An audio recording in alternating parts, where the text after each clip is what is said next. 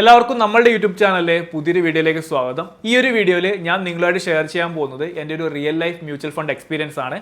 അതായത് ഇന്നായിരുന്നെങ്കിൽ ഏകദേശം 130% ലാഭം കിട്ടേണ്ട സ്ഥാനത്ത് ഞാൻ എങ്ങനെയാണ് മ്യൂച്വൽ ഫണ്ടിൽ 25% മുകളിലുള്ള നഷ്ടം ബുക്ക് ചെയ്ത് എന്നതിനെ പറ്റിയിട്ടാണ് നിങ്ങളോട് ഷെയർ ചെയ്യാൻ പോകുന്നത്. ഇപ്പോൾ മ്യൂച്വൽ ഫണ്ടിൽ ഇൻവെസ്റ്റ് ചെയ്യാൻ വരുന്ന തുടക്കക്കാരായിട്ടുള്ള ആൾക്കാർക്ക് പലതരത്തിലുള്ള ഡൗട്ടുകൾ ഉണ്ടാവാറുണ്ട്. അതിൽ തന്നെ കൂടുതൽ ആൾക്കാരും റിപ്പീറ്റഡ് ആയി ചോദിക്കുന്ന ഒരു ചോദ്യമാണ് മ്യൂച്വൽ ഫണ്ടിൽ നമുക്ക് ലാഭം മാത്രമാണ് കിട്ടുക, മ്യൂച്വൽ ഫണ്ടിൽ നഷ്ടം വരാനുള്ള സാധ്യതയുണ്ടോ തുടങ്ങിയവ. അപ്പോൾ ഈ ഒരു വീഡിയോ നിങ്ങൾ ആദ്യം മുതൽ അവസാനം വരെ കാണുകയാണെന്നുണ്ടെങ്കിൽ നിങ്ങൾക്ക് ഇത്തരം ഡൗട്ടുകൾ കംപ്ലീറ്റ് ആയിട്ട് അവോയ്ഡ് ചെയ്യാനും കുറച്ചും കൂടി റിയലിസ്റ്റിക് ആയിട്ട് മ്യൂച്വൽ ഫണ്ടിനെ അപ്രോച്ച് ചെയ്യാനും സാധിക്കുന്നതാണ്. ഞാൻ ഈ ഒരു നഷ്ടം വരുത്താൻ വേണ്ടി ഞാൻ ചെയ്ത ആ ഒരു മിസ്റ്റേക്കുകൾ നിങ്ങൾക്ക് നിങ്ങളുടെ ലൈഫിൽ, നിങ്ങളുടെ ആ ഒരു ഇൻവെസ്റ്റ്മെന്റ് ലൈഫിൽ നിങ്ങൾക്ക് അവോയ്ഡ് ചെയ്യാൻ സാധിക്കുന്നതാണ്. അതുകൊണ്ട് തന്നെ നിങ്ങൾ ഈ ഒരു വീഡിയോ അവസാനം വരെ കാണാൻ ശ്രമിക്കുക. അപ്പോൾ നമുക്ക് വീഡിയോയിലേക്ക് കടക്കാം.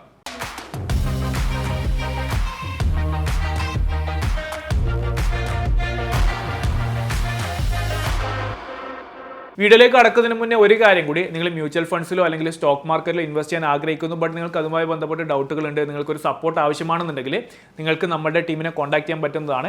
ഈ കൊടുത്തിട്ടുള്ള വാട്സ്ആപ്പ് നമ്പറിൽ നിങ്ങളുടെ ഡൗട്ടുകളും കാര്യങ്ങളും മെസ്സേജ് അയച്ചു കഴിഞ്ഞാൽ നമ്മുടെ ടീം മെമ്പേഴ്സ് നിങ്ങളെ ഹെൽപ്പ് ചെയ്യുന്നതായിരിക്കും.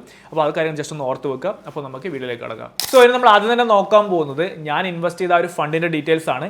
അതായത് ഏത് ഫണ്ടിലാണ് ഇൻവെസ്റ്റ് ചെയ്തത്, എത്ര രൂപയാണ് ഇൻവെസ്റ്റ് ചെയ്തത്, ഞാൻ ആ ഒരു ഫണ്ട് സെല്ല് ചെയ്ത സമയത്ത് എനിക്ക് എത്ര രൂപ തിരിച്ചു കിട്ടി, അതുപോലെ തന്നെ ഇപ്പോഴും ഞാൻ ആ ഒരു ഫണ്ട് ഹോൾഡ് ചെയ്യുകയാണെങ്കിൽ അതിൻ്റെ വാല്യൂ എത്രയായിരിക്കും തുടങ്ങിയ എല്ലാ കാര്യങ്ങളും നമ്മൾ ഡീറ്റെയിൽ ആയിട്ട് നോക്കുന്നതായിരിക്കും. അപ്പോൾ ഇത്രയും കാര്യങ്ങൾ നോക്കിയ ശേഷമായിരിക്കും ഞാൻ നിങ്ങൾക്ക് എക്സ്പ്ലെയിൻ ചെയ്തു തരാം ഞാൻ ചെയ്ത മിസ്റ്റേക്ക് എന്താണ്, എനിക്ക് എന്തുകൊണ്ടാണ് ഇത്രയും ലോസ് വന്നത്. അപ്പോൾ നിങ്ങൾക്ക് അത് അവോയ്ഡ് ചെയ്യാൻ സാധിക്കുന്നതാണ്. അതുകൊണ്ട് തന്നെ ഈ ഒരു വീഡിയോ അവസാനം വരെ കാണാൻ ശ്രമിക്കുക. സ്ക്രീനിലേക്ക് വരികയാണെന്നുണ്ടെങ്കിൽ ഞാനിപ്പോൾ ആ ഒരു ഫണ്ടിൻ്റെ ഞാൻ ചെയ്ത ഇൻവെസ്റ്റ്മെൻറ്റിൻ്റെ ആ ഒരു സ്റ്റേറ്റ്മെൻറ്റ് ഡൗൺലോഡ് ചെയ്ത് വെച്ചിട്ടുണ്ട്. നിങ്ങളിപ്പോൾ സ്ക്രീനിൽ നോക്കുകയാണെങ്കിൽ കാണാൻ പറ്റും. ഞാൻ ഇൻവെസ്റ്റ് ചെയ്തത് ആദിത്യ ബിർലയുടെ ഒരു മ്യൂച്വൽ ഫണ്ടിലാണ്. ഇപ്പോൾ ജസ്റ്റ് സൂം ചെയ്യുകയാണെന്നുണ്ടെങ്കിൽ ഫണ്ടിൻ്റെ പേര് കാണാൻ പറ്റും. Aditya Birla Sun Life pure value fund എന്ന് പറയുന്ന ഫണ്ടിലാണ് ഞാൻ ഇൻവെസ്റ്റ് ചെയ്തിട്ടുണ്ടായത്. അപ്പോൾ ഇവിടെ നോക്കിക്കഴിഞ്ഞാൽ ഈ ഭാഗത്ത് കാണുന്നത്, ഈ ഒരു റൈറ്റ് സൈഡിൽ ഈ ബി എന്ന് പറയുന്നതിൻ്റെ താഴെ കാണുന്നതാണ് ഞാൻ ചെയ്ത ഇൻവെസ്റ്റ്മെൻറ്റിൻ്റെ ഡീറ്റെയിൽസ്. അതുപോലെ തന്നെ ഇവിടെ ഈ എ എന്ന് പറയുന്നതൊക്കെ കാണുന്നതാണ് ഈ റിഡംഷൻ അല്ലെങ്കിൽ ഞാൻ സെല്ല് ചെയ്തതിൻ്റെ ഡീറ്റെയിൽസ് എന്ന് പറയുന്നത്.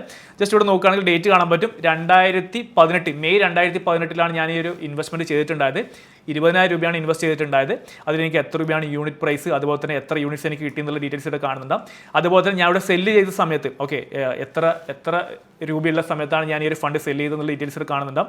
ഇത് സെല്ല് ചെയ്ത ഡേറ്റ് നോക്കുകയാണെങ്കിൽ 2020, ഏകദേശം ഓൾമോസ്റ്റ് ഒരു 2 ഇയേഴ്സ്. 2018 ഞാൻ ഇൻവെസ്റ്റ് ചെയ്തത്, 2020 ഞാൻ ഒരു എൻ്റെ ഒരു പൊസിഷൻസ് 2 വർഷം ആവുന്നതിന് മുന്നെയാണ് ഞാൻ എക്സിറ്റ് ചെയ്തത്. അപ്പോൾ ഈ ഡീറ്റെയിൽസ് ജസ്റ്റ് ഇവിടെ കാണുന്നുണ്ട്. അപ്പോൾ ഞാൻ ഇത് കുറച്ചും കൂടി സിമ്പിളായിട്ട് നിങ്ങൾക്ക് ഈസി ആയിട്ട് മനസ്സിലാക്കാൻ വേണ്ടി, അല്ലെങ്കിൽ നമുക്ക് എക്സ്പ്ലെയിൻ ചെയ്യാൻ വേണ്ടിയിട്ട് ഞാൻ ജസ്റ്റ് ഈ ഡീറ്റെയിൽസ് ഒരു എക്സൽ ഷീറ്റിലേക്ക് മാറ്റിയിട്ടുണ്ട്. ഓക്കെ, കാണാൻ പറ്റുന്നുണ്ടെന്ന് വിചാരിക്കുന്നു. അപ്പോൾ ഇവിടെ ബൈ എന്ന് പറയുന്നതാണ് ഞാൻ ഇൻവെസ്റ്റ് ചെയ്ത ആ ഒരു ഡീറ്റെയിൽസ് എന്ന് പറയുന്നത്. അപ്പോൾ ഞാൻ പറഞ്ഞു 2018 മെയിലാണ് ഞാൻ ഈ ഒരു ഫണ്ടിലേക്ക് ഇൻവെസ്റ്റ് ചെയ്തിട്ടുണ്ടായത്, Aditya Birla Sun Life pure value fund എന്ന് പറയുന്നത്. അപ്പോൾ ആ സമയത്ത് ആ ഒരു ഫണ്ടിൻ്റെ യൂണിറ്റ് പ്രൈസ് ഉണ്ടായത് 66 രൂപ 23 പൈസയാണ്. ഇവിടെ കാണുന്നുണ്ട് നിങ്ങൾക്ക് 66 രൂപ 23 പൈസയാണ് ആ ഒരു ഫണ്ടിൻ്റെ യൂണിറ്റ് വാല്യൂ ഉണ്ടായത്. ഞാൻ ഇൻവെസ്റ്റ് ചെയ്ത് 20,000 രൂപയാണ്. എനിക്ക് കിട്ടിയ നമ്പർ ഓഫ് യൂണിറ്റ്സ് എന്ന് പറയുന്നത് ഇവിടെ കാണുന്നുണ്ട് 302. ഓക്കെ, ഇവിടെ നോക്കിക്കഴിഞ്ഞാൽ കാണാൻ പറ്റും 302. ജസ്റ്റ് ഇവിടെ കാൽക്കുലേറ്റർ എടുക്കുകയാണെന്നുണ്ടെങ്കിൽ ഓക്കെ, ഇപ്പോൾ 302 യൂണിറ്റ്സാണ് എനിക്ക് കിട്ടിയത്. എത്ര രൂപയാണ്? 66 രൂപ 23 പൈസക്കാണ് എൻ്റെ ആ ഒരു യൂണിറ്റ് പ്രൈസ് അന്നേരം ഉണ്ടായത്. നിങ്ങൾ കാണാൻ പറ്റും ഏകദേശം 20,000 രൂപ. അപ്പോൾ 20,000 രൂപയാണ് ഞാൻ ഇൻവെസ്റ്റ് ചെയ്തിട്ടുണ്ടായത്. പിന്നീട് ആ ഒരു ഇൻവെസ്റ്റ്മെന്റ് ചെയ്തതിനു ശേഷം മാർക്കറ്റ് ഒരു ഡൗൺ സൈഡ് ആയിരുന്നു ഉണ്ടായത്, അല്ലെങ്കിൽ ആ ഒരു പർട്ടിക്കുലർ ഞാൻ ഇൻവെസ്റ്റ് ചെയ്ത ആ ഒരു മ്യൂച്വൽ ഫണ്ടിന്റെ പെർഫോമൻസ് ഡൗൺ സൈഡ് ആയിരുന്നു ഉണ്ടായത്. അതിനുശേഷം ഞാൻ ഈ ഒരു ഫണ്ട് എക്സിറ്റ് ചെയ്ത സമയത്ത് 2020 ജാനുവരി, ഏകദേശം കൊറോണയുടെ ഒരു ഇഷ്യൂസ് ഒക്കെ മാർക്കറ്റിലേക്ക് അതായത് അത്ര സീരിയസ് ആയിട്ട് മാർക്കറ്റിനെ എഫക്ട് ചെയ്യുന്നതിന് മുന്നെയാണ് ഞാൻ എക്സിറ്റ് ചെയ്തത്. സ്റ്റിൽ ഞാൻ എക്സിറ്റ് ചെയ്ത സമയത്ത് നോക്കുകയാണെങ്കിൽ 49 രൂപ ഉണ്ടായിരുന്ന സമയത്താണ്, അതായത് 66 രൂപ യൂണിറ്റ് പ്രൈസ് ഉണ്ടായ സമയത്താണ് ഞാൻ വാങ്ങിയത്. എന്നാൽ ഞാൻ സെല്ല് ചെയ്ത സമയത്ത് 43 രൂപയായിരുന്നു. ജസ്റ്റ് നിങ്ങൾ ഈ ഒരു 40 ഇവിടെ കാണാൻ പറ്റും, സെയിം ഡീറ്റെയിൽസ് ഇവിടെ കാണാൻ പറ്റും. 49 രൂപ 33 പൈസയാണ് യൂണിറ്റ് പ്രൈസ് സെല്ല് ചെയ്ത്. 302 യൂണിറ്റ്സ് എനിക്ക് തിരിച്ച് കിട്ടിയ എമൗണ്ട് എന്ന് പറയുന്നത് 14,000 രൂപ, 14,900, 14,900 രൂപയാണ് എനിക്ക് തിരിച്ച് കിട്ടിയത്. ഓക്കെ, അതാണ് ഇവിടെ കൊടുത്തത്. 20,000 രൂപ ഇൻവെസ്റ്റ് ചെയ്തു. ഞാൻ ആ ഒരു ഫണ്ട് സെല്ല് ചെയ്ത സമയത്ത് എനിക്ക് കിട്ടിയത് 14,900 ആണ്. അതായത് നോക്കുകയാണെങ്കിൽ എനിക്ക് ഏകദേശം 5,100 രൂപേൻ്റെ നഷ്ടമാണ് ആ ഒരു ഫണ്ടിൽ, ആ ഒരു 1.5 വർഷം ഞാൻ ആ ഒരു ഫണ്ടിൽ ഇൻവെസ്റ്റ് ചെയ്ത സമയത്ത് എനിക്ക് വന്നിട്ടുണ്ടായത്. ഞാൻ അവിടെ സെല്ല് ചെയ്ത സമയത്ത് എനിക്ക് നഷ്ടമാണ് വന്നത്. അതിന് എത്ര പെർസെൻറ്റേജ് ആണെന്ന് നമ്മൾ നോക്കുകയാണെങ്കിൽ 25% മുകളിലൊരു നഷ്ടം എനിക്ക് ആ ഒരു ഇൻവെസ്റ്റ്മെൻറ്റിൽ വന്നിട്ടുണ്ടായിരുന്നു. ഓക്കെ, അപ്പം ഞാൻ ഇൻവെസ്റ്റ് ചെയ്ത് 20,000 രൂപ, 14,900 മാത്രമാണ് എനിക്ക് തിരിച്ചിട്ട് 5,100 രൂപ നഷ്ടം വന്നു. ക്യാപിറ്റലിൻ്റെ 25% ആ ഒരു പീരീഡിൽ എനിക്ക് നഷ്ടം വന്നത്. ഇതിനുശേഷം ജസ്റ്റ് ഇപ്പോൾ ഞാൻ ഇവിടെ ഒന്ന് Aditya Birla Sun Life pure Value ഫണ്ടിൻ്റെ ഇപ്പോഴത്തെ ഒരു റേറ്റ് നോക്കുകയാണെന്നുണ്ടെങ്കിൽ ഇപ്പോൾ റീസെൻ്റ്ലി നോക്കുകയാണെങ്കിൽ അതിൻ്റെ ഒരു ഹൈ വന്നിട്ടുണ്ടായത് കഴിഞ്ഞ സെപ്റ്റംബറിൽ നോക്കുകയാണെങ്കിൽ 153 രൂപ വരെ ഇതിൻ്റെ ഹൈ വന്നു. ഈ ഒരു മ്യൂച്വൽ ഫണ്ടിൻ്റെ യൂണിറ്റ് പ്രൈസ് 153 രൂപ വരെ വന്നിട്ടുണ്ടായിരുന്നു. അതതിൻ്റെ ഡേറ്റോട് കൊടുത്ത് 20 സെപ്റ്റംബർ 2024 ഈ കഴിഞ്ഞ 2024 153 രൂപ വരെ ആ ഒരു ഫണ്ടിൻ്റെ യൂണിറ്റ് പ്രൈസ് വന്നിട്ടുണ്ടായിരുന്നു. എന്നാൽ ഞാൻ അന്നേരം ആ ഒരു 2020 ആ ഒരു സമയത്ത് ആ ഒരു ഫണ്ട് സെല്ല് ചെയ്തതിന് പകരം ഞാൻ എൻ്റെ കയ്യിൽ തന്നെ അത് ഹോൾഡ് ചെയ്ത് വെച്ചിട്ടുണ്ടായിരുന്നു. ഞാൻ ഇപ്പോഴാണ് ആ ഒരു ഫണ്ട് സെല്ല് ചെയ്യാൻ, അല്ലെങ്കിൽ ഇപ്പോഴും ഞാൻ അത് ഹോൾഡ് ചെയ്യുന്നുണ്ടെന്നുണ്ടെങ്കിൽ ആ ഒരു ഫണ്ടിൻ്റെ ഇപ്പോഴത്തെ ഏകദേശം വാല്യൂ വരുന്നത് 46,200 46,000 രൂപക്ക് അടുത്താണ് അതിൻ്റെ ഒരു വാല്യൂ വരുന്നത്. അതായത് ഏകദേശം 26,000 രൂപേൻ്റെ ലാഭം മാത്രം എനിക്ക് ഒരു ഇൻവെസ്റ്റ്മെൻറ്റ്, ചെറിയൊരു ഇൻവെസ്റ്റ്മെൻ്റ് ആണ് ചെയ്ത് 20,000 രൂപേൻ്റെ ചെറിയൊരു ഇൻവെസ്റ്റ്മെൻറ്റ് മാത്രമാണ് ആ ഒരു പെർട്ടിക്കുലർ ഫണ്ടിൽ ഞാൻ ചെയ്തിട്ടുണ്ടായത്. അതിൻ്റെ അകത്ത് മാത്രം എനിക്ക് 26,000 രൂപേൻ്റെ ലാഭം മാത്രം എനിക്ക് കിട്ടുമായിരുന്നു. ജസ്റ്റ് അതിൻ്റെ percentage vice return, absolute return നോക്കുകയാണെന്നുണ്ടെങ്കിൽ 130% ലാഭം എനിക്ക് കിട്ടുമായിരുന്നു. ബട്ട് ഞാൻ എന്താണ് ചെയ്തത്, ഞാൻ ആ ഒരു സമയത്ത് ആ ഒരു എൻ്റെ കയ്യിലുണ്ടായിരുന്ന ആ ഒരു മ്യൂച്വൽ ഫണ്ട് യൂണിറ്റ്സ് ഞാൻ സെല്ല് ചെയ്തുകൊണ്ട് തന്നെ എനിക്ക് 25% നഷ്ടത്തിൽ സെല്ല് ചെയ്യേണ്ടി വന്നു. എന്നാൽ ഇന്നായിരുന്നു ഞാൻ സെല്ല് ചെയ്യുന്നത്, അല്ലെങ്കിൽ ഇപ്പോഴും ഞാൻ ഹോൾഡ് ചെയ്യുന്നുണ്ടെങ്കിൽ എനിക്ക് ഏകദേശം 130% ലാഭം കിട്ടുമായിരുന്നു. അപ്പോൾ ഇതാണ് അതിൻ്റെ ഒരു ഇൻവെസ്റ്റ്മെൻറ്റിൻ്റെ മൊത്തത്തിലൊരു ഐഡിയ എന്ന് പറയുന്നത്. നിങ്ങൾക്ക് കാര്യം മനസ്സിലായിട്ടുണ്ടാകുമെന്ന് വിചാരിക്കുന്നത്. അതായത് എത്ര രൂപയാണ് ഞാൻ ഇൻവെസ്റ്റ് ചെയ്ത്, ഞാൻ അത് എക്സിറ്റ് ചെയ്ത സമയത്ത് എനിക്ക് എത്ര രൂപയാണ് തിരിച്ച് കിട്ടിയത്, ബട്ട് ഇപ്പോഴും ഞാനത് ഹോൾഡ് ചെയ്യുന്നുണ്ടെന്നുണ്ടെങ്കിൽ എനിക്ക് എത്ര രൂപ കിട്ടുന്നുള്ളത് നിങ്ങൾക്ക് മനസ്സിലായിട്ടുണ്ടാകുമെന്ന് വിചാരിക്കുന്നു. ഇനി ഞാൻ ചെയ്ത മിസ്റ്റേക്സിലേക്ക് വരികയാണെന്നുണ്ടെങ്കിൽ, ഇതിപ്പം എൻ്റെ ഒരു റിയൽ ലൈഫ് പോർട്ട്ഫോളിയോ, ഞാൻ വെറുതെ നമ്പേഴ്സ് വെച്ച് പറയുന്നൊന്നുമല്ല, എൻ്റെ ഒരു റിയൽ ലൈഫ് പോർട്ട്ഫോളിയോ ആണ് ഞാൻ നിങ്ങൾക്ക് ഇവിടെ ഷെയർ ചെയ്തത്. ഇനി ഞാൻ ചെയ്ത മിസ്റ്റേക്ക്, അതാണ് ഞാൻ പ്രധാനമായിട്ട് ഈ ഒരു വീഡിയോയിൽ നിങ്ങളോട് ഡിസ്കസ് ചെയ്യാൻ ആഗ്രഹിക്കുന്നത്. കാരണം ഈ ഒരു മിസ്റ്റേക്ക് നിങ്ങൾ ഒരിക്കലും ആവർത്തിക്കരുത്. ഞാനും ഒരിക്കലും ആവർത്തിക്കില്ല. കാരണം ഞാൻ അതിൻ്റെ അകത്ത് ഞാൻ മനസ്സിലാക്കി, എൻ്റെ ഈ ഒരു പോർട്ട്ഫോളിയോ മാത്രമല്ല എനിക്കുള്ളത്, എനിക്ക് വേറെയും പോർട്ട്ഫോളിയോസ് ഉണ്ട്. ഞാൻ ഇപ്പോഴും അത് ഹോൾഡ് ചെയ്യുന്നുണ്ട്. ഈ ഒരു പോർട്ട്ഫോളിയോ മാത്രമല്ല ഞാൻ എക്സിറ്റ് ചെയ്തിട്ടുണ്ടായത്. ഇനി നിങ്ങൾ മനസ്സിലാക്കേണ്ടത് ഞാൻ ചെയ്തൊരു മിസ്റ്റേക്ക് എന്താണെന്നുള്ളതാണ്.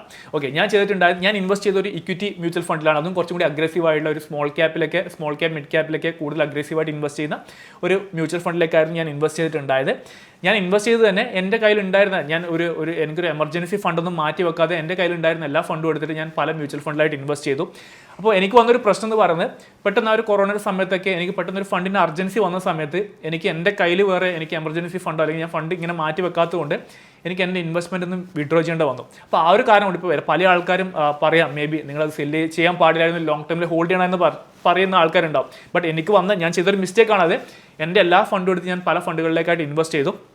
അപ്പോൾ എനിക്കൊരു എമർജൻസി വന്ന സമയത്ത് എൻ്റെ ഏതെങ്കിലും ഒരു ഹോൾഡിങ്സ് സെല്ല് ചെയ്യേണ്ട ഒരു സിറ്റുവേഷൻ വന്നതുകൊണ്ട് മാത്രമാണ് ഞാൻ അന്നേരം സെല്ല് ചെയ്തിട്ടുണ്ടായത്. അപ്പോൾ അതാണ് ഞാൻ ആ ഒരു 1.5 വർഷം കഴിഞ്ഞ സമയത്ത് സെല്ല് ചെയ്തിട്ടുണ്ടായത്. അപ്പോൾ ആദ്യം തന്നെ നിങ്ങൾ മനസ്സിലാക്കേണ്ട ഒരു കാര്യം എന്ന് പറയുന്നത്, ഒരിക്കലും ഫസ്റ്റ് നിങ്ങൾ ലേൺ ചെയ്യേണ്ട ഒരു പോയിന്റ് എന്ന് പറയുന്നത്, ഒരിക്കലും നിങ്ങൾക്ക് ഒരു എമർജൻസി, നിങ്ങൾ ആദ്യം തന്നെ ചെയ്യേണ്ടത്, നിങ്ങൾ ഇൻവെസ്റ്റ്മെന്റ് ഒക്കെ സ്റ്റാർട്ട് ചെയ്യുന്നതിന് മുന്നേ നിങ്ങൾക്കൊരു എമർജൻസി ഫണ്ട്, നിങ്ങളുടെ ഒരു 6 മാസത്തെ എക്സ്പെൻസ് ഒക്കെ മീറ്റ് ചെയ്യാൻ പറ്റുന്ന രീതിയിൽ ഒരു എമർജൻസി ഫണ്ട് നിങ്ങൾ മാറ്റി വെക്കേണ്ടതുണ്ട്.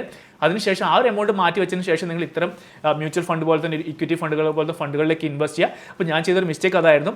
എൻ്റെ എല്ലാ ഫണ്ടും എടുത്ത് മ്യൂച്വൽ ഫണ്ടിലേക്ക് ഇൻവെസ്റ്റ് ചെയ്തു. എനിക്കൊരു അർജൻസി വന്ന സമയത്ത് എനിക്ക് സെല്ല് ചെയ്യേണ്ടി വന്നു.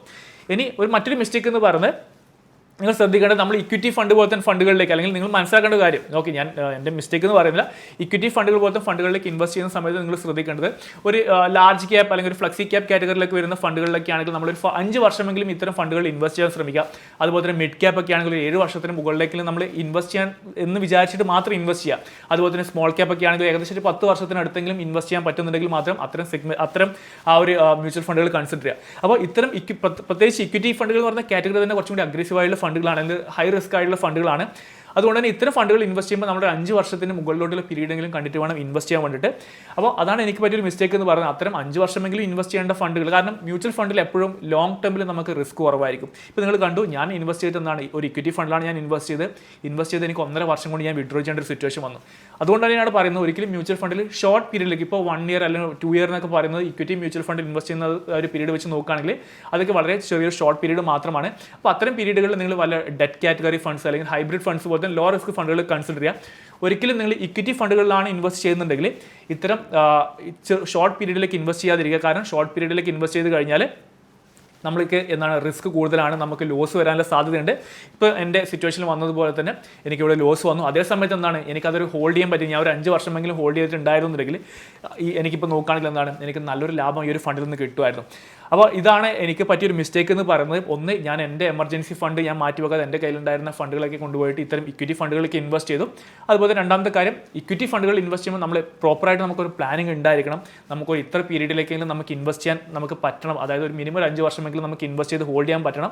അപ്പോൾ അങ്ങനെയുള്ള ആൾക്കാർ മാത്രം ഇക്വിറ്റി ഫണ്ടുകൾ കൺസിഡർ ചെയ്യുക. അപ്പോൾ ഇനി ഈ ഒരു ഇത് ഞാൻ പഠിച്ച എൻ്റെ ഇൻവെസ്റ്റ്മെൻറ്റ് ഞാൻ പഠിച്ചൊരു പാടാണ്. ഇപ്പം അത് ഞാൻ നിങ്ങളോട് ഷെയർ ചെയ്യുന്ന വഴി ഇനി നിങ്ങളൊരു ഇൻവെസ്റ്റ്മെൻറ്റ് സ്റ്റാർട്ട് ചെയ്യുന്ന സമയത്ത് നിങ്ങൾക്കത് മനസ്സിലാക്കാൻ പറ്റും. ഒന്ന്, മ്യൂച്വൽ ഫണ്ട്സിൽ റിസ്ക് ഉണ്ട്, നമുക്ക് ലോസ് വരാനുള്ള റിസ്ക് ഉണ്ട്. ബട്ട് നമ്മൾ ലോങ് ടേമിലേക്ക് ഇൻവെസ്റ്റ് ചെയ്യുകയാണെന്നുണ്ടെങ്കിൽ നമുക്ക് ആ ഒരു റിസ്ക് കുറക്കാൻ പറ്റും. അതുകൊണ്ട് തന്നെ നിങ്ങൾ ഇക്വിറ്റി മ്യൂച്വൽ ഫണ്ട്സിലാണ് ഇൻവെസ്റ്റ് ചെയ്യുന്നുണ്ടെങ്കിൽ ഒരു 5 വർഷമെങ്കിലും മനസ്സിൽ കൊണ്ടിട്ട് മാത്രം നിങ്ങൾ ഇൻവെസ്റ്റ് ചെയ്യുക. അതുപോലെ തന്നെ ഇത്തരം ഇൻവെസ്റ്റ്മെൻറ്റ് സ്റ്റാർട്ട് ചെയ്യുന്നതിന് മുന്നേ നിങ്ങളൊരു എമർജൻസി ഫണ്ട് മാറ്റി വെക്കാനും കൂടി ശ്രമിക്കുക. അല്ലാതെ നമ്മളുടെ കയ്യിലുള്ള എല്ലാ പൈസയും കൊണ്ടുപോയിട്ട് ഒരിക്കലും ഇത്തരം സ്റ്റോക്ക് മാർക്കറ്റിലേക്കോ അല്ലെങ്കിൽ ഇക്വിറ്റി മ്യൂച്വൽ ഫണ്ട്സിലേക്കോ ഒരിക്കലും ഇൻവെസ്റ്റ് ചെയ്യാതിരിക്കുക. അപ്പോൾ ഇത്രയും കാര്യങ്ങളാണ് പ്രധാനമായിട്ടും ഞാൻ ഈ ഒരു വീഡിയോയിൽ ഷെയർ ചെയ്യാൻ ഉദ്ദേശിച്ചിട്ടുള്ളത്. അപ്പോൾ നിങ്ങൾക്കൊരു ഐഡിയ കിട്ടിയെന്ന് വിചാരിക്കുന്നു. മ്യൂച്വൽ ഫണ്ടിൽ നമുക്ക് ഒരിക്കലും ലാഭം മാത്രമല്ല, നമുക്ക് നഷ്ടം വരാനുള്ള പോസിബിലിറ്റി ഉണ്ട്. ബട്ട് നമ്മളൊരു ലോങ് ടൈമിലേക്ക് ഇൻവെസ്റ്റ് ചെയ്യുകയാണെന്നുണ്ടെങ്കിൽ നമുക്ക് ആ ഒരു നഷ്ടം വരാനുള്ള സാധ്യത കുറച്ച് കൊണ്ടുവരാൻ സാധിക്കുന്നതാണ്. അപ്പോൾ പ്രധാനമായിട്ട് ഇത്രയും കാര്യങ്ങൾ തന്നെയാണ് വീഡിയോയിൽ പറയാനുള്ളത്. അപ്പോൾ നിങ്ങൾക്ക് എന്തെങ്കിലും തരത്തിലുള്ള ഡൗട്ട് കാര്യങ്ങൾ ഉണ്ടെന്നുണ്ടെങ്കിൽ തീർച്ചയായിട്ടും താഴെ കമൻറ്റ് ചെയ്യുക. ഇനി വേറെ എന്തെങ്കിലും ക്ലിയർ ചെയ്യാനുണ്ടെങ്കിൽ നിങ്ങൾക്ക് ഇവിടെ കൊടുത്തില്ല വാട്സപ്പ് നമ്പറിൽ നമ്മളെ കോൺടാക്ട് ചെയ്യാൻ പറ്റുന്നതാണ്. അപ്പോൾ ഇനി പുതിയൊരു വീഡിയോ ആയിട്ട് കാണുന്നവരെ ബൈ, താങ്ക് യു.